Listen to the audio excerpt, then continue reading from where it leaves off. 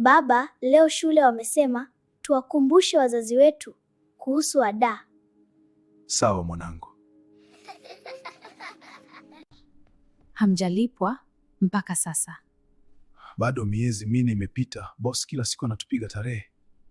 Kesho nitajaribu kuchukua mkopo tulipe ada.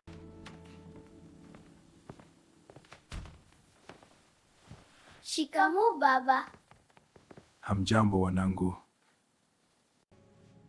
Hatujambo. Mbona umechoka hivyo? Hapana Koko, niko sawa. Mbona umechoka hivyo? Hapana Koko, niko sawa.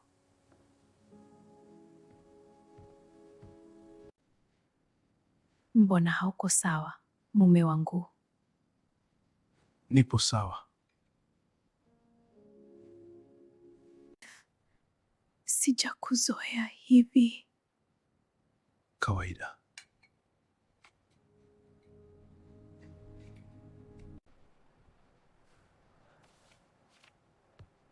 Mungu wangu, wamekufukuza kazi. Ndio mke wangu, ndo maana hata kula nimeshindwa. Tutaishije hapa? Je, kodi tutalipaje? Watoto aisi nachanganyikiwa.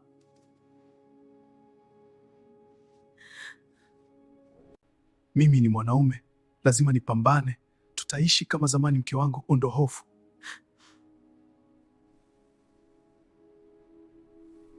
Mume wangu kafukuzwa kazi. Kwa sasa kila kitu kimeniangalia mimi. Kawaida tu atapata, mtie moyo. Nitaishije na hii familia? Kazi sina, nina madeni.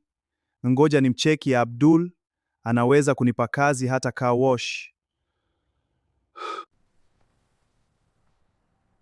Halo Abdul. Niambie tajiri. Nataka kuja ofisini kwako, upo? Nipo.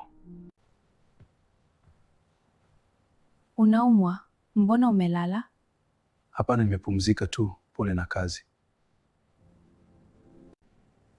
Hili jaribu mbona gumu kwangu?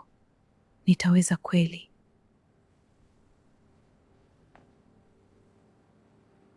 Ushajijua huna kazi, hata kujiongeza kufanya kazi za nyumbani hamna. Sijui kama nitaweza. Maisha naona kwangu ni magumu. Nalipwa 300,000. Nitaweza kutunza familia mimi?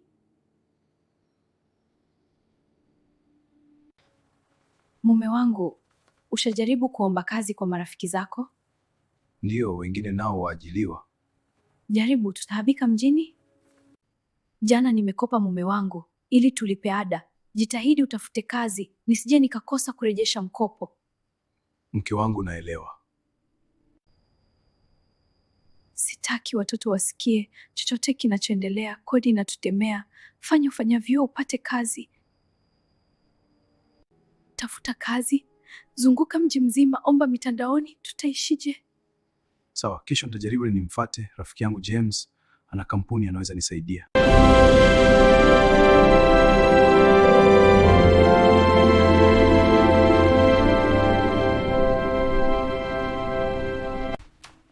Mke wangu, ngoja niende kufuatilia kazi. Mungu akutangulie. Unataka nini?